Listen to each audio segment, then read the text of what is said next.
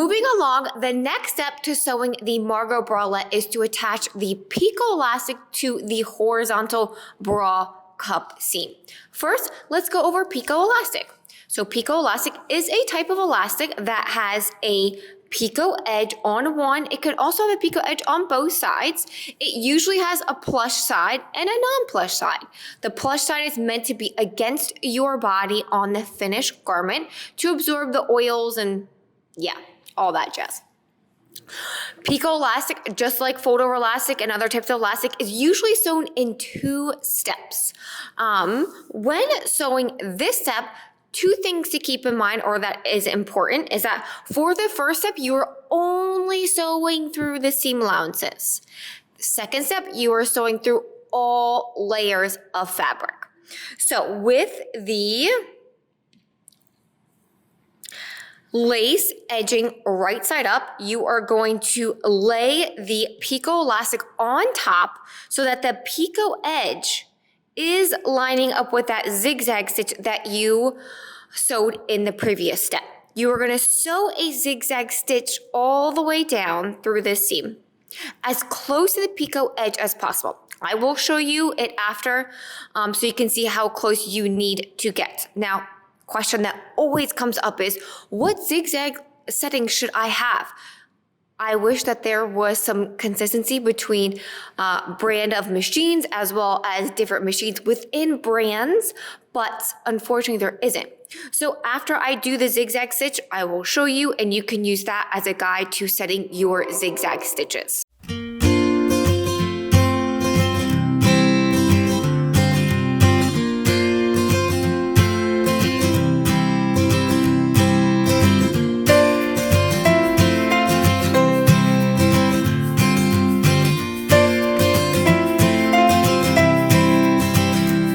First pass of the elastic is sewn, and you will see that the zigzag stitch is really close to the picot edge, or one edge. I did want to note that if you sew the flat edge on this side and the picot edge on this side, not a big deal for this step. On the underarm, you definitely want the picot edge to be exposed, but on this seam, it doesn't really matter. So, and I gave it a little bit of tension as I was sewing, very little. Next step is to fold it down into the cups. If you sewed it where it's folded up, unfortunately, I suggest getting out your BFF, your seam ripper, and making sure that you sew it in a way so that it flips down into the cups.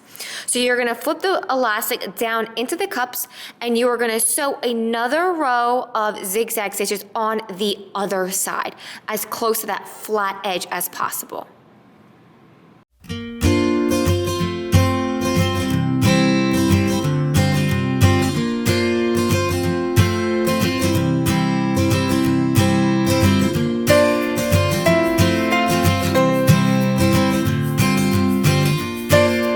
Elastic is sewn down, and as you can see, I sewed another row of zigzag stitches on the non-picot side, or the flat side.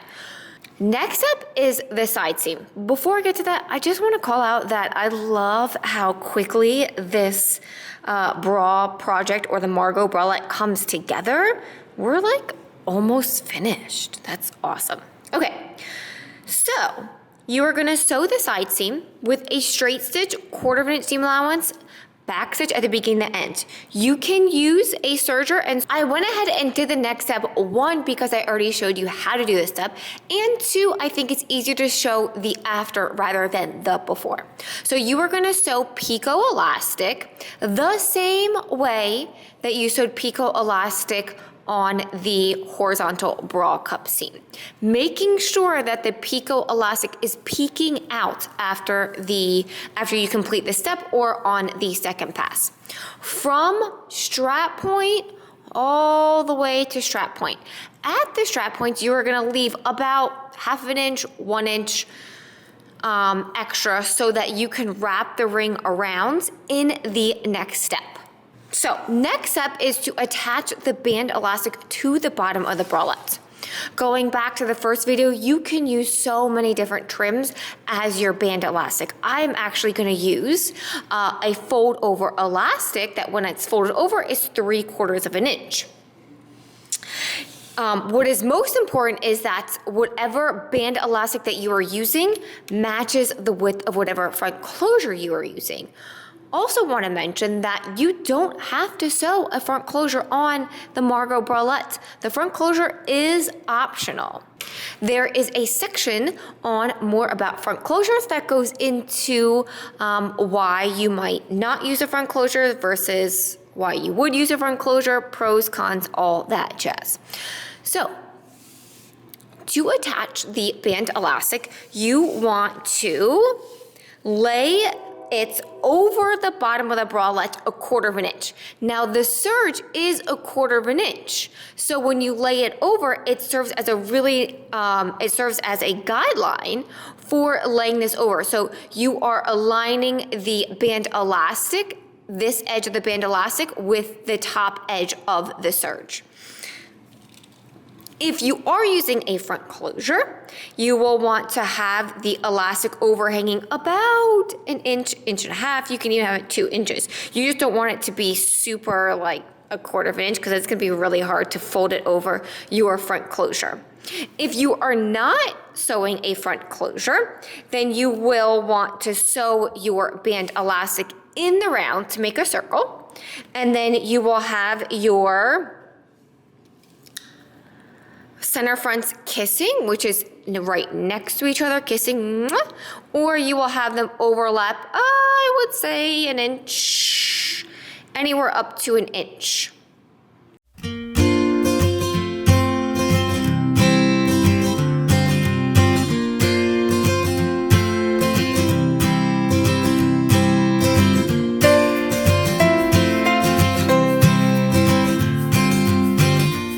Band elastic is sewn onto the bottom of the bralette. These zigzag stitches are super close to that one edge. Next step is to attach the lower lace edging. So what's important about the lower lace edging when attaching it is that it comes up to a point at the center front, and it comes up to the same point as the center front edge of the bralette. So this point and this point should be the same so that when you attach the front closure, it'll be really nice and pretty. If this curve, see how this curves? If you need to adjust that curve in order for it to lie flat and come to a point, that's okay. So I'm going to pin this along the bottom edge so that it's overlapping about 1/4 of an inch.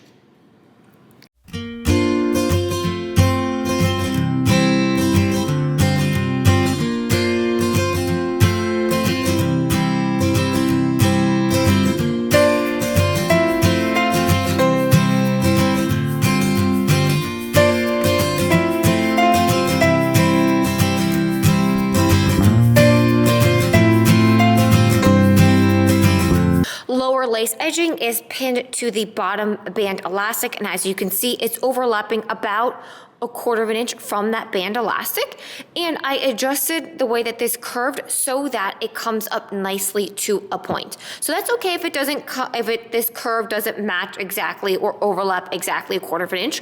What's important is that it comes up and meets the center front cup edge, lace edge, that they align. It's a mouthful to try to explain it, but priority is that the lace, the lower lace edging and the bra cup lace edging align at the center front. There, I said it nicely. I said it correctly.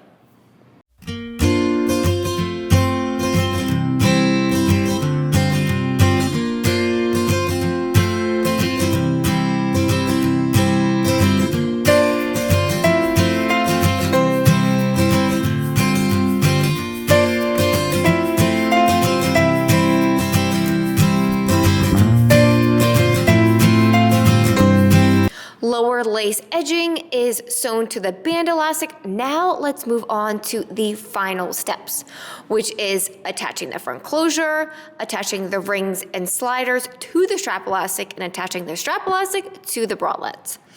So I went ahead and I did one half of the steps so that you could see the after as I was explaining. So you will actually feed the band elastic through the front closure and then fold this back. And a little trick that I have is I actually like that one edge of the barrel closure to be sitting like behind the lace, because when you actually wear it out, it stretches out and it'll be really nice and flush with the edge of the elastic. So you're gonna do a straight stitch back and forth, let's just say like 3 or 4 times. Listen, you don't want this coming out, so the more the merrier, or the more the better. Straight stitch back and forth, and then trim really close to the stitching. Once you do that, then let's move on to the rings and sliders. So I have a 1/2 inch ring. Oh, before I get to that. So, one thing that I want to mention is that there is a right way to attach this, whether this is going up or that's going up or this is going down. But listen, at the end of the day, you have to take on and off the Margo Bralette. So whichever way is easier for you to slide the closure on,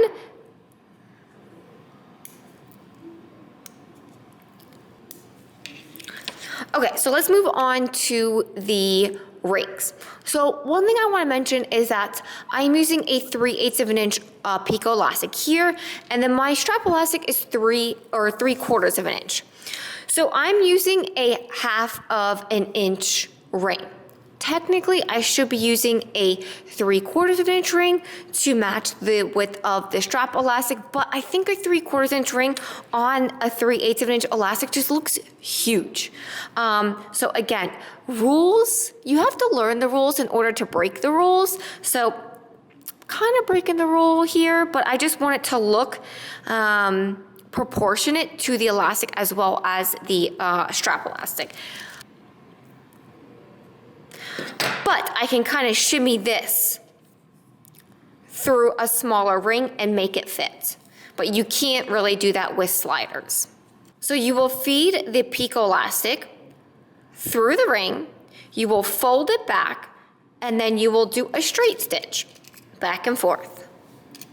Let's just say 3 or 4 times. Again, you don't want this coming out, so the more straight stitches, the better. Then you will sew as close to the ring as possible without breaking a needle, and then you will trim that super close to the stitches. Then you will take your strap elastic and you will feed it through one end of the slider and then down again. It's important that you feed it through the center slider, not the side slider. So this is a yes. This is a no. You can still see that center slider. So your strap elastic should be feeding through or going through that middle slider. So that's a no. This is a yes. Then you will stitch really close to the hardware. You will probably have to move your needle position.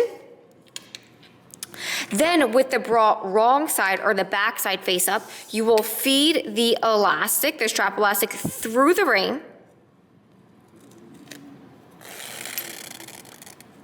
And then up and over that center bar, and then down again. You are repeating the steps that you just did. So up and over that center bar the first time, up and over that center bar the second time. Then you will place the strap elastic underneath the back band and you will do a little straight stitch back and forth to secure it to the bralette.